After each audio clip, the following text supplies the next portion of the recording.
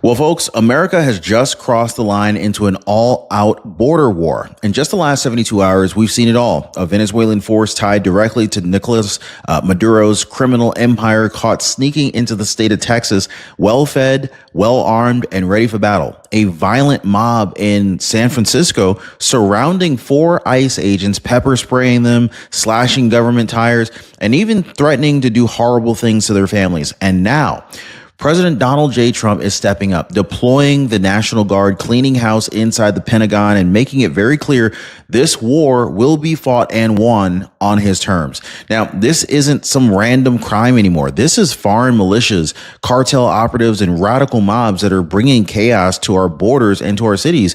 And the real question that nobody in the media is going to ask is, why are sanctuary mayors and Democrat leaders more outraged at President Trump than at the gangs and the cartels that are terrorizing the streets?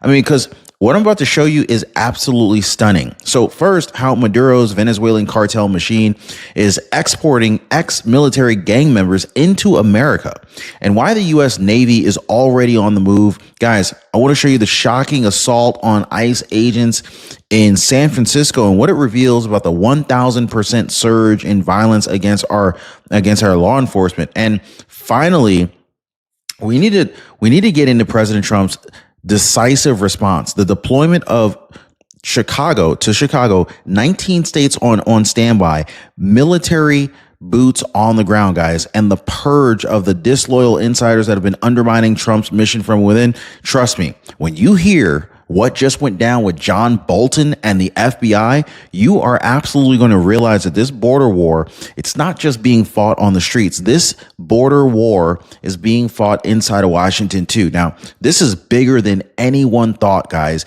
And by the end of this video, you're going to understand why President Trump's response could change America's future forever.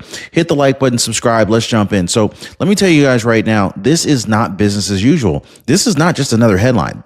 What happened today marks a turning point. America is staring down a full-blown border war.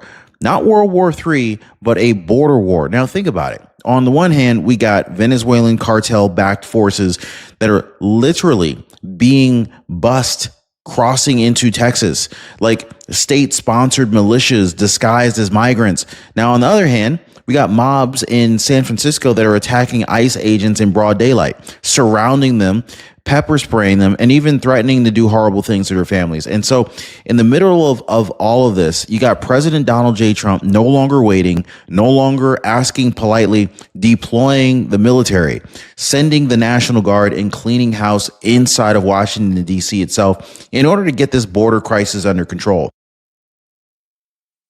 And so this isn't crime anymore. This is organized war, both foreign and domestic, aimed at destabilizing our country. And so President Trump is the only one who's willing to call it what it really is and to respond with force. So now I want to go ahead and start with what just went down in Texas. Okay, guys, let me know how many folks are watching from Texas. What are you seeing boots on the ground? Let me know where you're watching from, guys, because this is jaw dropping. The U.S. military, it has just positioned warships. I'm talking nuclear powered submarines and 4,000 troops near Venezuela. Nicolás Maduro, the so-called president of Venezuela, isn't running a country. He's running a cartel empire. He's in bed with the Tren de Aragua, the Sinaloa cartel, the Cartel de las Sodas, and the Department of Justice says that they have just seized 30 tons of narcotics from Maduro's criminal network, 7 tons directly tied to him. And it gets even worse than that, because these aren't just gang members that are crossing the border. Many of them are ex-military operatives, trained soldiers who Maduro himself unleashed from Venezuelan prisons and sent them north. They come across posing as some desperate migrants, but once they're inside of America, they're not here to work. They're here to act as foreign militia on U.S. soil.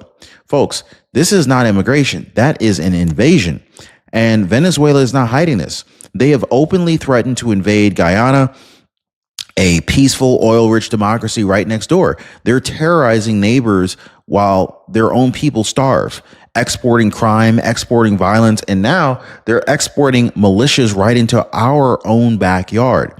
So I want to ask you folks, if you knew that a hostile regime was shipping trained killers across our border, would you call that immigration or would you call that a war? Now, of course, I'm going to talk to you guys about what's going on with President Trump, what his plans are, and what I'm going to share with you is absolutely shocking. So while President Trump is busting Venezuelan infiltration at the border, in San Francisco, ICE agents themselves are under attack, ambushed by these mobs in sanctuary cities that refuse to cooperate with federal law enforcement. So we're going to talk about it in just a second. But here's a simple test. Next time you're in line at the grocery store, I want you to ask yourself, how many of these folks are paying too much for their Medicare? Think about it, right? The answer, it's probably most of them. This is why so many people are calling Chapter to stop the overspending. Now, our viewers, they're telling us again and again, I had no idea I could save this much money.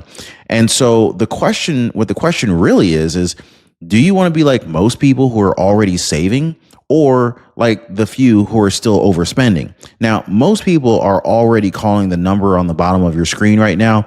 I'll leave the number on the screen so that you can call Chapter, and it's a totally free call for my community. It's a totally free service, 909-563-8279, or you can visit them on the web at askchapter.org/Ron.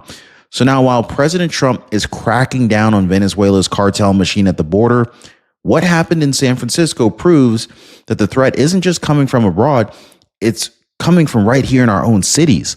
Picture this, guys. 15 to 20 violent anti-ICE rioters surrounding 4 federal agents in broad daylight. They're outnumbered, clearly. These weren't some peaceful protesters. These were people who, these people grabbed, punched, pepper sprayed, and threatened to do horrible things to ICE agents who were carrying out targeted immigration enforcement. And so the central figure, a U.S. citizen named Adrian Angie Guerrero. Now, according to DHS, Guerrero threatened an officer face-to-face saying, look, I'm going to go after your family and I'm going to do horrible things. Now, let that sink in, guys. This is pretty horrible. Guerrero was carrying a knife and had already slashed the tire of a government vehicle, and yet, unbelievably, was granted bail and still managed to walk free, cheered on by supporters who called ICE the oppressors somehow. Now, this isn't an isolated attack. DHS is warning that there have been like 1,000% increase in the assaults on ICE agents nationwide. Okay, 1,000%, guys. Law enforcement is literally under siege. And what are sanctuary cities like San Francisco and Chicago doing about this? They're shielding the criminals, guys. They're obstructing ICE, and they're empowering these violent mobs. Folks, this is not, if this ain't treasonous, I don't know what is, okay? And so this brings us to President Trump's response, because he's not just sitting back and letting America get torn apart. After securing Washington, D.C., where National Guard troops patrolled the streets and drove homicide down to 0 for 7 straight days, Trump has now set his sights on Chicago. This is the deadliest city in America, if you're not aware. Chicago recorded 573 homicides last year, and many people believe that number was actually much higher because people believe it was fudged by City Hall. Brandon Mayor Johnson. Anybody ever heard of this mayor? Brandon Johnson? Yeah. So instead of welcoming help, Brandon Johnson calls Trump's deployment the most flagrant violation of the Constitution in the 21st century. Are you kidding me, guys? People are being unalived in the streets. Families are living in fear, and Johnson is more concerned with protecting sanctuary status than protecting his own citizens. I don't know, guys. Trump isn't buying it, though. He's deploying the National Guard to Chicago next, and that's just the beginning. In fact, the White House is now saying that this effort is expanding to 19 states with up to 1,700 guardsmen ready to mobilize in support of DHS and ICE.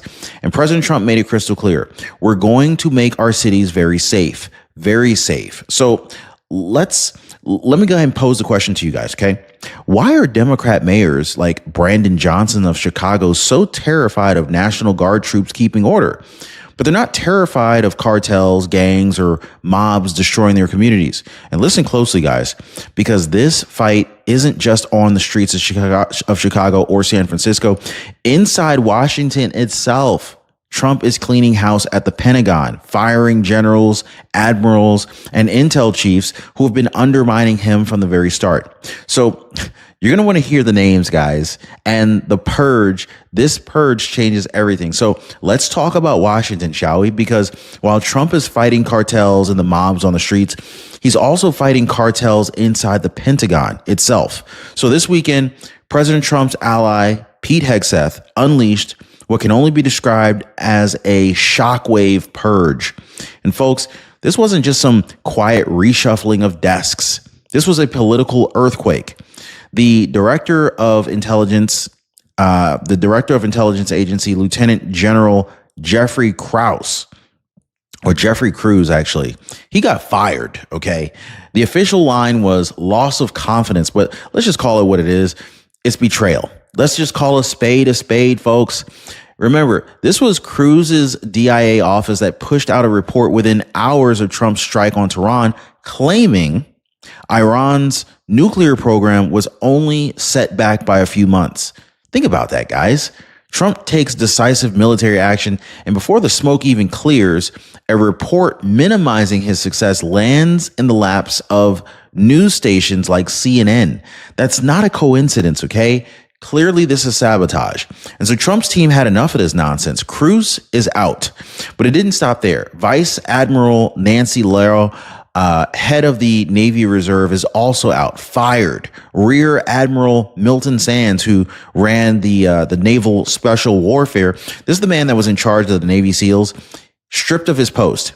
And not just them. There were 4 more senior officials that had their security clearances revoked right on the spot, guys. Now think about this. This is a purge on a scale that we have not seen in decades. Trump is sending the message loud and clear. If you leak, if you undermine, if you put politics ahead of America's security, oh, you're done. You're cooked. So for years, the Pentagon has been treated like it's its own kingdom, immune to accountability. Not anymore, though, guys. Not under Trump. This is about restoring loyalty, strength, and discipline at the very top of America's war machine. And so while the Pentagon purge was unfolding, another bombshell hit. The FBI raid on John Bolton. Yes, you heard that right, guys. On Friday, August 22nd, FBI agents swarmed John Bolton's Bethesda home and his Washington, D.C. office. The allegation, well, that Bolton, while serving in the Trump White House, was using a private email server to send classified documents to his family. That's a no-go, guys. Stop and think about that for a second. Let that sink in, right? The same John Bolton who ran to CNN and MSNBC to lecture America about Trump and classified information is now under investigation for mishandling classified information himself. The hypocrisy, guys, we keep pointing this out. And I think this is why a lot of you guys love the show, because we keep pointing out how they're pointing fingers at everyone else, and yet they're, number one, lying, and they're doing the exact same thing that they're accusing everyone else of doing. It's unreal. So the warrants, even referenced his controversial memoir, The Room Where It Happened, where the Justice Department once tried to block because it contained sensitive material. But a senior official says this probe is a clean break from the book fight. So translation, this is more dirt here, okay? And there's a lot more dirt to be found. John Bolton isn't just facing scrutiny for what he published. He may have been moving classified material through private channels for years. Trump, as you can imagine, he didn't hold back. He called Bolton a lowlife, not smart, and very unpatriotic. Would you agree with President Trump on that one? And let's be honest, guys, that's putting it mildly. Trump also reminded everyone that back in January, he revoked John Bolton's security clearance and Secret Service detail. Why? Because he knew Bolton couldn't be trusted. And once again, Trump was right. Vice President J.D. Vance said it plainly on Meet the Press. This is the early stage of a very serious investigation. And here's the kicker. It's not political payback, guys. Do not fall for the lies. This is not about Bolton criticizing Trump. This is about national security. Because if the allegations are in fact true, Bolton wasn't just sloppy. He was completely reckless. And a reckless insider with classified documents is far more dangerous than any mob that's on the street. And let's not forget the irony here either. John Bolton slammed Trump in 2022 after the Mar-a-Lago raid, wagging his finger about, national security and some classified documents. Y'all remember that, right? Trump was indicted on 37 counts that grew all the way up to 40, right up until the case collapsed under Biden's DOJ in 2024. And now John Bolton himself is being raided for doing exactly what he accused Trump of mishandling. The irony, guys. So as Trump ally Roger Stone put it, karma is a yeah. So let's go ahead and connect the dots here. Venezuelan militias are at the border. ICE agents assaulted by mobs in sanctuary cities. Disloyal insiders are purged from the Pentagon. And John Bolton, once one of Trump's own national security advisors, now raided by the FBI, is under a classified documents probe as we speak. So do you guys see the picture forming here? This border war isn't just happening in Texas or Chicago. This border war is happening inside Washington too. Trump isn't just fighting gangs and cartels. He's fighting corruption, betrayal, and hypocrisy in the highest levels of government. And if you think that the mayors like Brandon Johnson of Chicago, the media and the Democrats are furious now, wait until you hear how they're trying to spin this whole charade. Now, we're talking about the political fallout here, guys. The outrage from sanctuary cities, the double standard in the press, and why Democrat leaders are angrier at Trump's guard deployments than they are at the cartels and the gangs terrorizing their own people. So let's deal with the political fallout, guys, because you knew this was coming. The moment Trump deployed the guard, the moment he started cleaning house at the Pentagon, the media and the Democrat mayors, they went into meltdown. Mayor Brandon Johnson in Chicago, he called it unconstitutional, the most flagrant violation of the Constitution in the 21st century. Really? I don't know about that. What about the 573 murders in your city last year, Mayor Brandon Johnson? Like, what about the thousands of families who can't even walk outside at night without fearing for their lives? Where's your outrage about that stuff, right? San Francisco, same story. They defend mobs who literally pepper sprayed ICE agents and threatened to do horrible things to their families. But what about Trump's crackdowns? All of a sudden it's fascism. Folks, they are more outraged about Trump keeping order than they are about the gangs, the cartels, the foreign militias invading this country. This should pretty much tell you everything you need to know about where their priorities are. And of course, the media, well, they're busy calling this authoritarian. They're crying about occupations. Let me ask you this, though, okay? When Democrat leaders lock down entire cities for their own convenience, that's fine, right? But when Trump locks down the border to stop foreign-backed cartels, somehow that's tyranny? Give me a freaking break.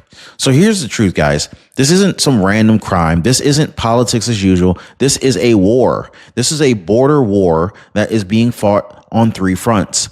At the border itself, where Venezuelan cartel-backed militias are sneaking across, in our own home cities where ICE agents and law enforcement are under siege by these mobs, and in Washington, D.C., where these where these disloyal insiders and bureaucrats are finally being exposed and purged. And Donald Trump, he's the one man who's standing in the middle of all of this, refusing to back down. He's deploying the troops, cleaning house, and telling the world that America will not be destabilized, not by Maduro, not by mobs, not by the media, not by anybody. So now the real question is for you guys who are watching the show tonight. Where do you stand? With the politicians who protect the criminals and cry about authoritarianism, or with a president who's finally calling this what it is, a border war, and fighting back with everything that America's got? Because make no mistake, guys, the future of this country is being decided right now in this fight. Like, subscribe, share. And before you go, YouTube believes you're really going to enjoy the next video that just popped up right here. Click on that video there, because if you think that tonight's video and information was explosive, oh, you got to see the next blow. It's going to knock the roof off.